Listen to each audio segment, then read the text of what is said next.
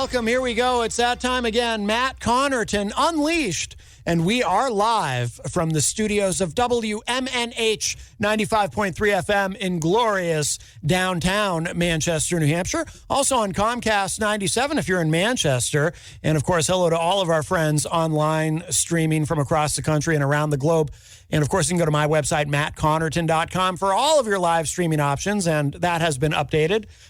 Contact info, show archive, social media links, et cetera, et cetera. Let's see. Today is Tuesday, November 16, 2021, and we have a very busy show for you today. We're going to be joined in a few minutes, about 13 minutes from now. We're going to be joined by Mr. Billy Painter, also known as Bad Billy.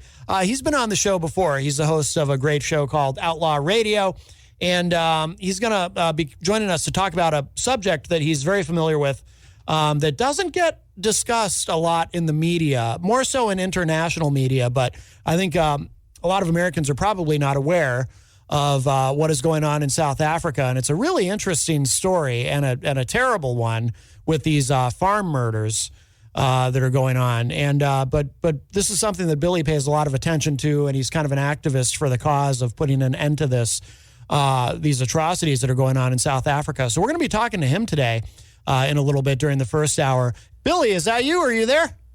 I am. How you doing? Good. I was having a little bit of an issue with Skype there. It was kind of frozen, but then it unfroze for me. All right. Well, welcome to the show, my friend. And by the way, we should mention, I was on your program late Friday night. I had a long Friday. I was here for this show and then Retro Spectrum Radio with Paul E.C. And then I got to be on your show from home on the Zoom on my new computer, actually, which was nice, on Outlaw Radio. Really enjoyed that, and I did share that out. Actually, you shared it out as well, so people can give that a listen. But, yeah, really enjoyed that a lot. And conversation. What's that? I'm sorry? That was a good conversation. Yeah, absolutely. We had a great time. And I like the other part, too, the shower thoughts.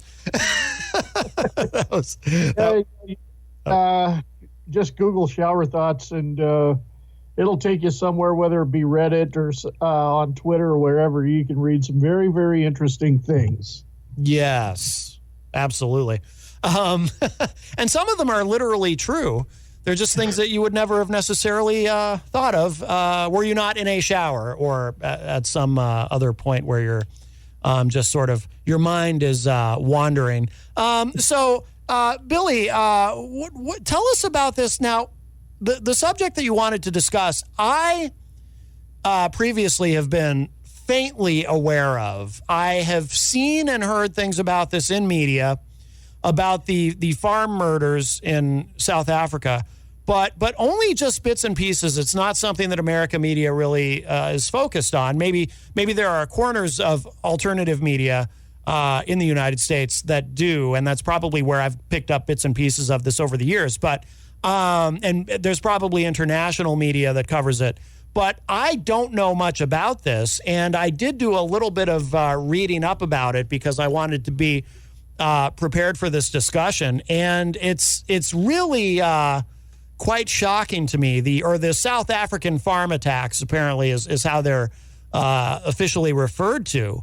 Yeah. But what is this exactly, Billy? Well, let's start. Let's go to the very beginning of how I even got involved in this in the first place. I am an activist for the people of South Africa. I work to help bring awareness to these very violent and most heinous crimes that I have ever heard of that happened on a South African farm.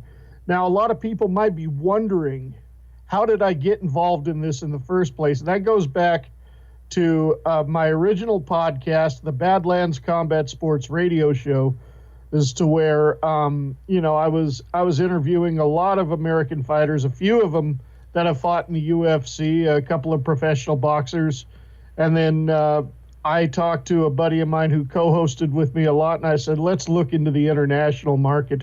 Let's see what's out there. He said, let's get more sponsors before we do that. And I said, and I'm like, no, we got to give it a shot. So there's I looked at promotions in the UK. I looked at promotions in Australia, and of course, I knew about the promotion out of Johannesburg, and so I just looked at the websites, looked at the champions, looked at the fighters, started sending out emails, requesting interviews, and sure enough, the first one to get back to me was the African featherweight champion by the name of Demart Pena, and then he gave me his manager's number, and I talked to her, and sure enough, it starts out with the first South African fighter I have on my show, other than a gentleman who now lives in the UK, was their middleweight champion, and I talked to him the day of his first title defense, and things snowballed from there. And my co-host later said that I made the right call, because after the interview with Gareth McClellan, who was the middleweight champion, but he lost the title that night, the sponsors started coming in, and then from there I interviewed pretty much the whole roster of the Extreme Fighting Championships that they have over in South Africa. And then one thing led to another, is shortly I quit doing the Badlands Combat Sports radio show and focused more on outlaw radio. And from there, I started interviewing. I got into the musicians. One of the fighters over there had connections to a rapper by the name of Jack Parrow, and I managed to get him on outlaw radio back in 2016. And then, as I'm making more of these, a lot of these people from South Africa are becoming good friends of mine. I'm starting to find out, there's a bad, like almost you could say, epidemic of xenophobia going on, because you have people from Zimbabwe who jump the border into South Africa, and of course a lot of them end up getting themselves killed, so they have xenophobic attacks all the time.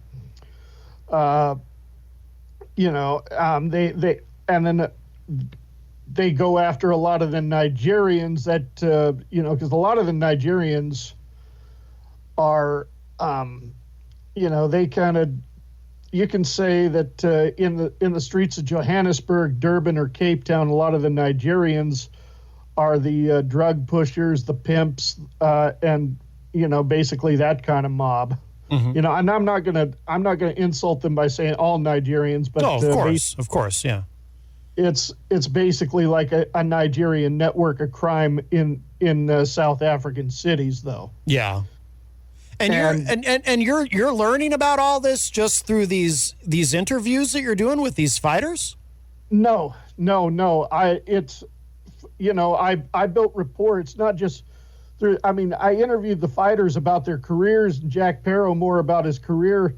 But then after the interview, you keep touch, Facebook messages, you talk, and you start learning about what's going on in their area, and of course. Now, this is back in the mid-'90s, shortly after I was in high school, after Nelson Mandela took his presidency. There was a documentary, and this was in the mid-'90s, about crime rising in South Africa. And, they're talking about what you would expect in a normal big city, like, because let's face it, Johannesburg's got crime. Cape Town's got crime, Durban's got crime. But then before the program cut to commercial, they said the worst is yet to come. And that's when I first heard about farm attacks, and this was in the mid-'90s. Mm-hmm. Farm attacks, now, let's just say, being a South African farmer, and it doesn't matter what color you are, has been declared as the most dangerous job on earth. Wow. No kidding. Yeah. And when you think things through, it makes a lot of sense, and I'm not going to embrace the apartheid regime by any means, because I do not support that kind of segregation at all. Of course. However, with the rising crime going on in South Africa, believe it or not, and what I'm about to say is true, no Bravo Sierra here. There are black people who live the apartheid era in South Africa that want apartheid back because they felt safer. Yeah. This is really stunning to hear about. What you were saying about this is, so that's the most dangerous job in the world. So, it's I'm just looking at some numbers here. South African government data indicated figures in South Africa and abroad. I'm sorry, wrong line. Between 54 and 74 murders on farms annually in the period 2015 to 2019, and 48 to 64 murders annually during the 2010 to 2014 period, out of an annual murder count of 20,000 total murders in South Africa. I mean, it's just stunning, as an American, and probably to anybody around the world, here in the United States, you can't even imagine something like that. I mean, we, to some extent, not as much as we should probably, but, we value our farmers. We need our farmers to grow our food, et cetera. And it's just mind-boggling to think that there's a place in the world where being a farmer, of all things, would actually be so dangerous. It blows my mind. And, there's the old phrase, those who do not learn from history are doomed to repeat it. Robert Mugabe did land expropriation without compensation, which is something else they're working on in South Africa, by the way. And, he did that in Zimbabwe, had his goons attack the farmers, and shortly afterwards, the economy of Zimbabwe, we're talking Zimbabwe, fed the entire continent of Africa. Okay. After he expropriated the land and did what he did, forced especially the white farmers to move, the bottom fell out. And to this day, Zimbabwe's one of their main sources of revenue is foreign hunters who go there to hunt lions and elephants and antelopes and whatnot. That's one of their main sources of revenue, and that that's a very, very small number. So basically, Zimbabwe, or formerly known as Rhodesia, it was a thriving utopia that became a third world country under the rule of Robert Mugabe. But what was Mugabe's motivation for what he did? Because obviously, I can't imagine that he knew that what he was doing was going to cause this, right? Or did he?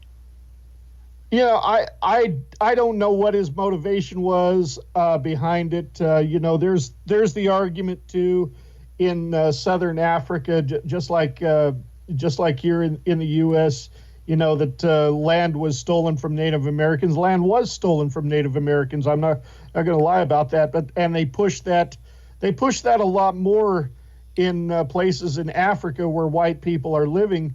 Looking at the facts there, that's not exactly 100% true, considering, when the Dutch first arrived in right around the Cape of Good Hope in the 1600s, all that was there were the Khoi and San tribes, or better known as the Bushmen.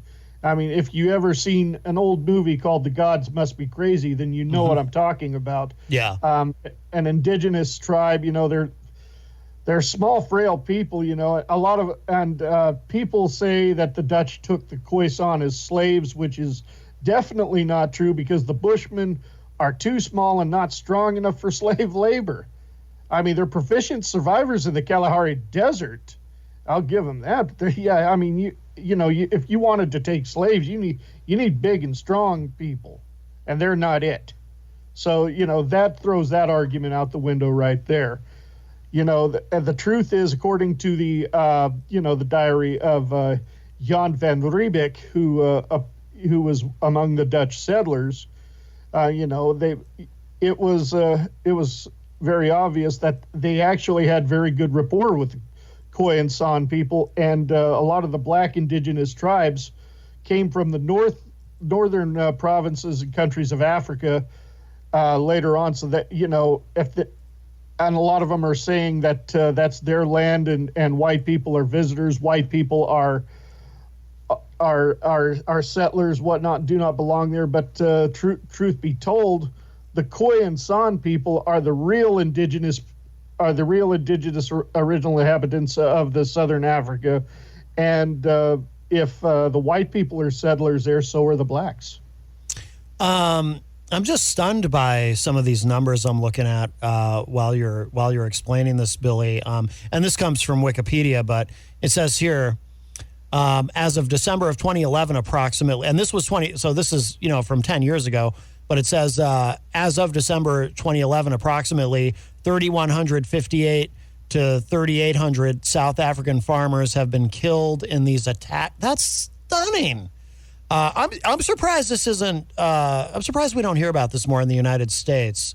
And let's keep in mind too, this is both, the victims are both black and white. Yes, yeah, it makes a point of that in this article, because it seems to say here that most of these attacks, there isn't necessarily any kind of racial component. Most of it's robbery. People are killing these farmers and stealing whatever they can.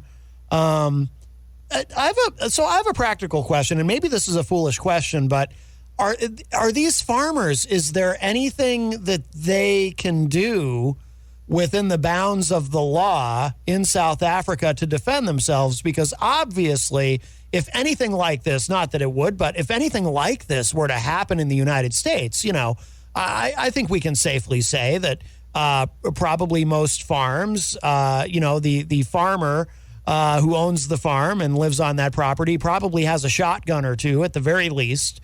You know, nobody's going to go trying to rob I mean, unless it happens and you just don't hear about it, nobody's going to go try to do this in the United States. I mean, are farmers legally allowed to defend themselves in South Africa?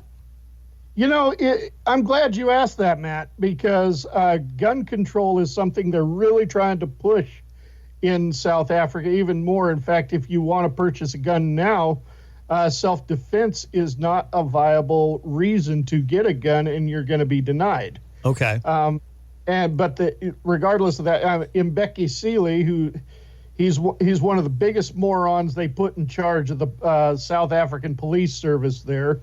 You know, I mean, and he's basically saying that nobody needs a gun. But you also have corrupt officers loaning their guns to criminals to go do these heinous acts.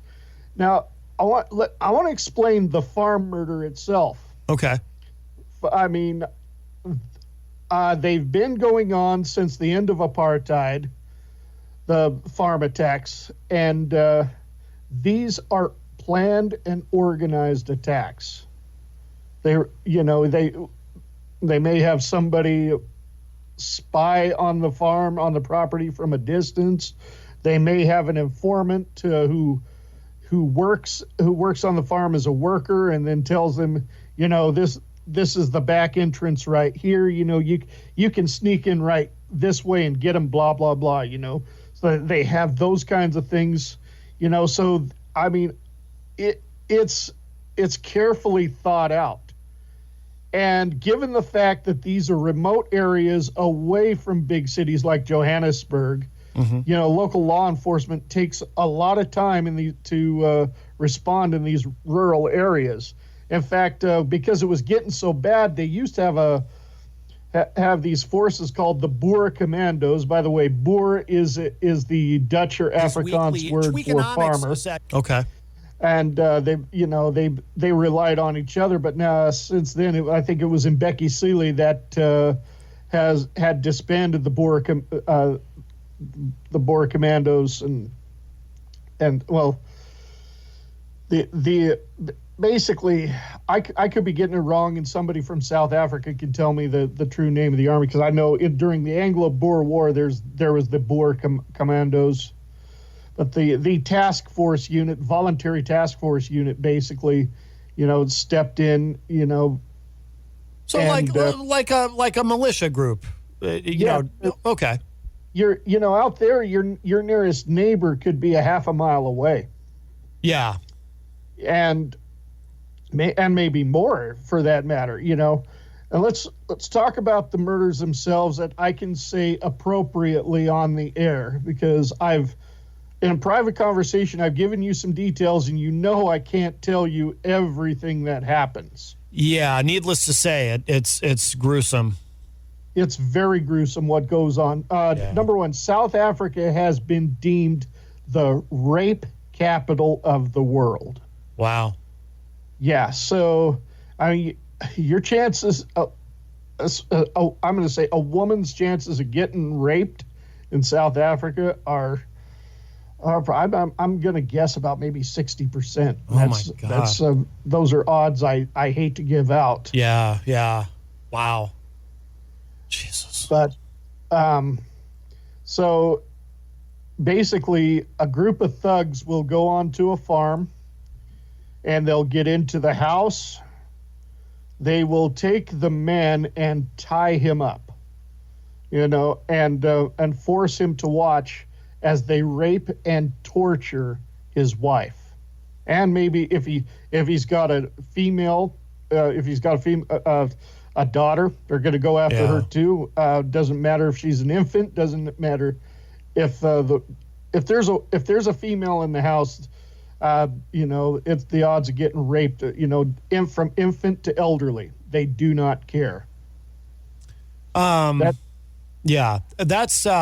gives us an idea. And this might be a strange question, Billy, but is that standard operating procedure for these? I don't even want to call them people, but these thugs, to put it mildly. Or is there ever any? Do some of these farm attacks? Do they just kill everybody? Maybe just shoot everybody and then steal everything, or is it standard operating procedure for these people to or thugs or whatever to do what you just described? Is that usually a part of it more often than not? Well, it depends on the situation. It depends on the motive. A lot of them are being told by leaders like Julius Malema, who is also very toxic over there and should be in jail, that, this land was taken from you. You need to go and take it back by any means necessary. Then he sings a song called Shoot the Boer. And of course, that only fuels the fire even more. Yeah. But some of this is ritual stuff too that I'm going to get into as well. So wow. A lot of them too, especially I just mentioned if they rape an infant. A Sangoma witch doctor has told many people, because South Africa has always had a pretty high AIDS count. Mm-hmm. Unfortunately. Yeah. They're being told by a witch doctor that if they rape a baby, that's going to cure them of AIDS. Wow. It's horrifying. So what is being done? Is anything, obviously this has been going on for decades. Is anything being done? Is there any way, clearly nothing successful has happened because, like I said, these numbers are shocking. Well, South African President Cyril Ramaphosa was in New York for I forgot what they call that big meeting there. But there's a big picture of him shaking hands with Georgie Porgy Soros. And that man's another subject for another time. But, he blatantly lied on national TV, said, because President Trump at the time had put out something on Twitter that he was having Mike Pompeo look into the farm murders in South Africa. And the first thing that Ramaphosa does is he says there are no murders of farmers or white farmers in South Africa. So he blatantly lied and said that was not going on. When anybody knew that is Bravo Sierra, and so it's almost like nothing's being done. You realize too that these farmers now have resorted, if they can't have guns, they got to go to the next best thing. They're getting vicious dogs, and they're not even getting dogs anymore. They're putting 1 or 2 or 3 lions in their yard, highly fenced up. So imagine that. I mean, if it's bad enough that dogs aren't enough, you got to get lions. From what I'm reading here, it sounds like there was an effort to address this. It says this article here talks about a mix of the police and what was called the Rural Protection Plan, created in '97 by Mandela. But then in 2003, the government began disbanding these commando units. We have a call, Billy. Let's see who this is. Might be someone with a question. Oh, never mind. There's nobody there. Okay, but yeah, it sounds here like in 2003, the government began to work against that and force these groups to disband. Some of these farmers, it says here, were being trained actually by Israeli special forces. So there was help there, but then the government said, no, you can't do this. You can't defend yourselves, essentially. It's crazy, isn't it? I mean, and a lot of people are like, if it's that bad, just leave. Just leave. You realize that is so much easier said than done? Well, of course. Always. Yes. I mean, just pack up and leave. No, that requires money. That requires government approval. Yeah. In fact, there's also, of course, human and child trafficking going on, as we know, and a family who they've attempted to take their daughter twice. They escaped to Finland for a while, only to have the Finnish government tell them that they can't seek asylum, really? Regardless of what they were going through. Oh, that's terrible. Wow. It surprises me. Yeah. But, and I want to get to one of my main projects. I'm about to get started on wheels here, is my next attempt to help raise awareness for the farm murders in South Africa. Okay. So Ernst Roots, who's the head of a company called, or I don't know if you call him a company or organization is more like it, I should say. They're called AfriForum, and they've done what they can to help farmers in South Africa, whether they're facing the government for land expropriation without compensation, or they basically suing somebody for illegitimate security after a loved one got killed, things like that. AfriForum has always been there to help them, and they're a good organization. So the head of this organization is a gentleman by the name of Ernst Roots. He wrote a book called Kill the Boer. And it was very tough for me. In fact, I think the South African government did not want me to have this book. I mean, call me a conspiracy theorist on this if you want. But, once I knew the book was out, I went to the website, I paid the money, and it didn't ask me for anything extra for international shipping or anything.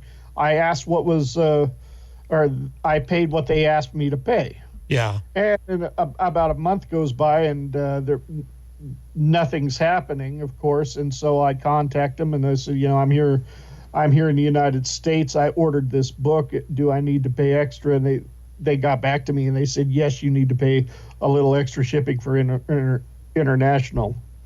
So I said, no problem. How much do you need? And they refused to get back to me. Oh, okay. They were just kind of stringing you along, it sounds like. They were putting you off and hoping you'd go away. Hey, by the way, Billy, our friend Mike Sutterth is here. Hello, Mike. Hey, how are you guys? Good. Yeah. Good. Do you have any questions about what we've discussed so far, Mike? I don't know if you had a chance to listen on your way I have over. not. I was stuck in the elevator. So. Oh, I got you. Go ahead, Billy. So, then came, I emailed them about 4 times and they never answered me, so I think it's like they were trying to keep this book out of my hands. But then I managed to land an interview on Outlaw Radio with Ernst Roots himself. And I told him, I ordered this book and, I'm willing to pay the extra shipping. Lo and behold, he was on his way to the United States anyway within the next week after that, and said he made sure I got the book and I didn't have to pay anything extra. Oh, there you go. Right, yeah, that's going right to the source. Hey, we have a call. Let's see who this is. Hi, welcome to Matt Connarton Unleashed. Who's this? Yeah, hi. This is Brett Sessoms from Mississippi. Hey, Brett. Yes, and I've followed the situation in South Africa with the farm murders and everything that Billy said is pretty spot on. I was going to add to that saying it is more dangerous to be a farmer in South Africa than it is to be a cop in South Africa, and South Africa has one of the world's highest murder rates. Yeah, that is shocking to me when Billy mentioned that being a farmer in South Africa, you said, Billy, that's been deemed the most dangerous job in the world. Is that correct? Yes. Yeah, that is stunning to me, and it really makes it all the more shocking when you think about it in those terms, Brett. Like you just mentioned, it's even more dangerous there to be a farmer than to be in law enforcement. That is truly shocking. Well, then again, the law enforcement there is very incompetent. I mean, all you got to do is look at him, Becky Seeley. I mean, he's incompetent as they get, and who else is he going to have under his power? Right. No doubt. How did you get involved in following this, Brett? Well, long story short, when I'm taught English for the South Korean Air Force, do not ask me how the South Korean Air Force would hire somebody like this, but they had this very anti-white and anti-Western South African coworker that I had, and he wouldn't be considered black by South African standards. He would be considered colored, which is descendant of Khoisan, but he saw himself as black, and about 10 to 15% of the colored population thinks that way. The other 85% think they're idiots for doing that. But he tried to impose like all kind of anti-Western and anti-white views on me. And so I started doing research on what was going on in South Africa through its history and its current affairs. And I saw the situations with the farm murders, the situations with Julius Malema, the situations with the ANC, and I just saw how distorted and messed up his views were. And honestly, the South African Air Force sent white pilots to the Korean War. They were called the Flying Cheetahs, the 2nd South African Fighter Squadron. And I wanted to make sure he wasn't going to distort their legacy or their contributions, seeing how we were teaching on a South Korean Air Force base. So I did research on that subject first, and then I started learning about all this other stuff. Interesting. All right. Yeah. Well, it's good that you took the initiative to begin researching that, Brett. That's great. Yes, and I just wanted to add, there's this organization that non-South Africans can donate. It's called Friends of AfriForum, and it's where non-South Africans or South Africans living abroad can donate, and it's like helping AfriForum. Okay. Very good. That is that's good to know. Oh, go ahead. So thank you guys very much. All right, very good. Thank you for the call, Brett. Take care. All right, very good. That might be our first ever call from Mississippi on the show. Might be. So I just wanted to add here, I don't know how much time we got left here, Matt, but I want to talk about the project that I've got going on. Oh, yeah, absolutely. Yeah, we have a few minutes, yeah.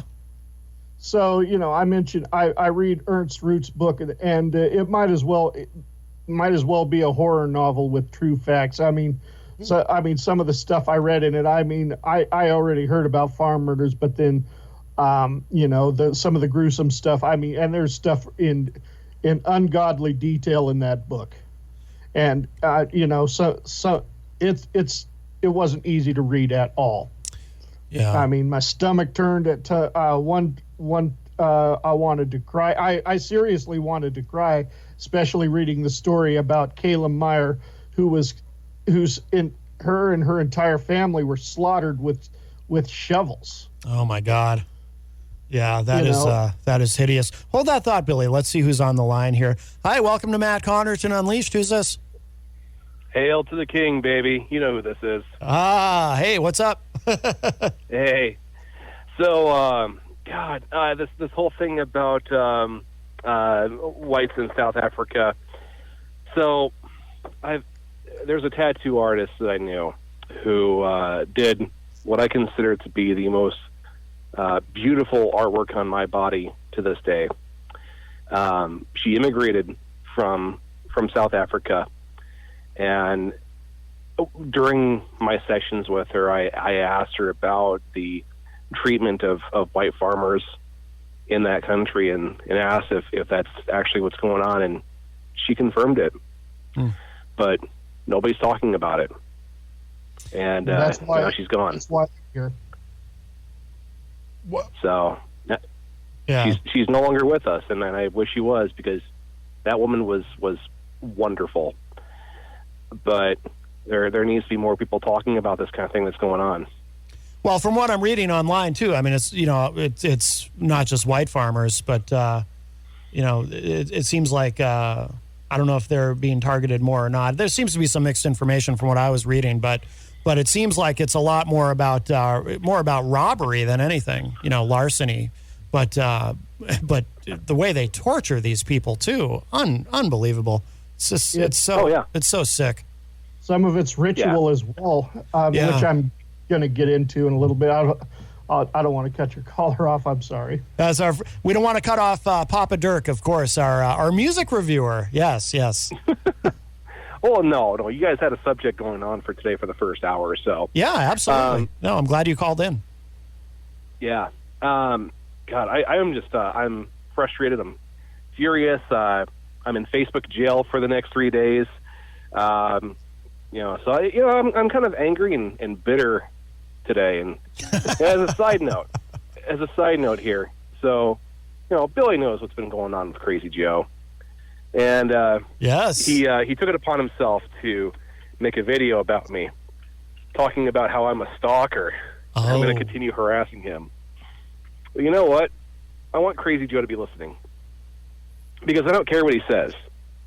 I didn't take a minute of my time to record a woman inside an office who's not even looking at me. That's on him. He did do that. He did do that. He can say whatever he wants about me. If it offends him, then it makes me happy about myself. I mean, he likes that phrase, doesn't he? That's right. What does he say? The more I offend you, the better I feel. Yeah. Any publicity. Exactly. Publicity. It goes That's both right.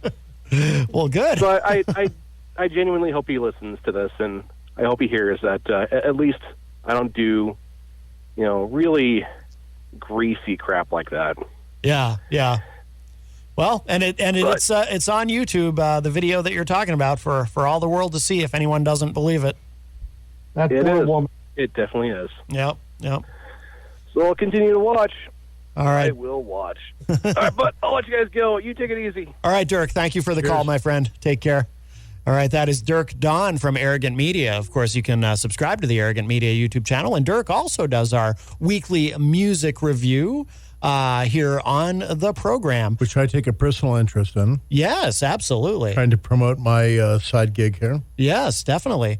Go ahead, Billy. What were you? We have a few minutes left. Actually, hang on. We have another call. Let's grab this. Hi, welcome to Matt Connarton Unleashed. Who's this? He is a stalker. I don't care what he says. He's a stalker. Oh, boy. He continues to say things about us which are not true. But more importantly, Dirk Dickwad. Okay, you cannot say that, and let's... Nope, FM and station. Furthermore, FM station, no D word. All right, there we go. Crazy Joe chiming in there, but he didn't have anything to contribute to this discussion anyway, unlike our other callers. So, go ahead, Billy. Sorry about that. So just saying, after reading Ernst Root's book, I came up with an idea of my own. Ernst Roots has covered the nonfiction. I want to help raise awareness to a whole different audience, and I'm going to write something based on a lot of these facts and stuff I've read that's going to be fictional. So I'm working on a project that's going to be a horror novel called The Curse of Blood River. Now, back in the 1800s, there was a battle between the Zulus and the settlers, where the Zulus had double-crossed the Dutch settlers, and it was called the Battle of Blood River. And basically, that's where the stage is going to be set, and then we're going to go into modern-day post-apartheid South Africa, to where the descendants now, and it's going to be covered basically over a land that's cursed, and to go over to put a piece like this together, I've looked into some other facts and things that of fiction and nonfiction. Unfortunately, I had to study a couple of serial killers, like Richard Ramirez being one of them, because the way he did people in Southern California during the Night Stalker was very similar to that of how farm attacks are carried on. Oh. Other supernatural stories, since this is about a curse. Mm-hmm. And then I've got to look into the to the rituals of the Sangoma, because a lot of the farm attacks are also, they'll cut, there's a market for human body parts to make a potion they call muti that's supposed to be your cure-all for whatever ails you, according to them. Oh, okay. So this is going to be a fictional story, going to be based right around the KwaZulu-Natal province of South Africa. Okay. It's going to be an expensive matter. Not all the research is done, because I want this to be a masterpiece. Mm-hmm. And I've even gone as far as taking ideas from one of the Pirates of the Caribbean movies. Because they talk about how blood broke the curse. So I'm going to add that in there. Oh, wow. And it should be something interesting. And I want to let my South African audience know that this is another move to make awareness. And I don't want them to be offended as if I'm trying to make entertainment out of a horrible situation, because that I am not. Right. It's another attempt to raise awareness of what's going on. I mean, they told me a long time ago, we just had Halloween and they don't celebrate Halloween in South Africa, and I figured out why. Because especially if you're a South African farmer, every day is Halloween. Yeah. Wow. Is this, by the way, is this your first book, or have you written fiction before? Now, this will be my first one. In fact, it's kind of a lifelong ambition for me, because as a child, I was heavily involved in creative writing and things like that. And there was a time in my life, you know how it is. What do you want to be when you grow up? And I said, I want to write books. I want to be a writer, and I at least want to do one. And this is going to be the project. Yeah, no, that's fantastic, Billy. Good for you. Well, listen, we are approaching the top of the hour, so we'll have to begin to wrap up on this subject. But it is very important, and like I said, truly shocking. Anything else you want to make sure you mention about it before we go? Well, I'll have, like I say, the project is just barely starting on wheels, but I think soon, once I get with a writing coach, because a publisher told me that I need to sit down with a writing coach. I speak some Afrikaans already. Oh, but so they said I need to learn some Zulu if I'm going to make this something good. So I'm going to get into that, and I do have a couple of friends that speak Zulu. Oh, no kidding! Wow, yeah, that's. I imagine that'll be a challenge, but that's exciting. Good for you, my friend. Good for you. Well, Billy, thank you for joining us today to talk about this, and also too, why don't you give Outlaw Radio a plug? Sure. So it's definitely It's not like FM radio. It's completely uncensored. So you're going to hear some F-bombs and other things fly there. Yeah. But you go to Outlaw Radio, abs.com. Of course, Outlaw Radio, give it phonetically, alphabravosierra.com. Very good. Very good. And I thank you again for having me on to record with you Friday night. That was a lot of fun. I really enjoyed it. Yeah, that was great. Absolutely. Yeah. Absolutely. Appreciate hearing from you, man. Yes. Yeah. And if you pray, definitely pray for our farmers in South Africa, because especially if you pray, these are our brothers and sisters who are undergoing terrible, terrible times. Yeah. Absolutely. Absolutely. All right. Bad Billy Painter, thank you so much, my friend. Wonderful to speak with you. Yeah. Thank you. You have a great one. You got it. You too. Bye-bye.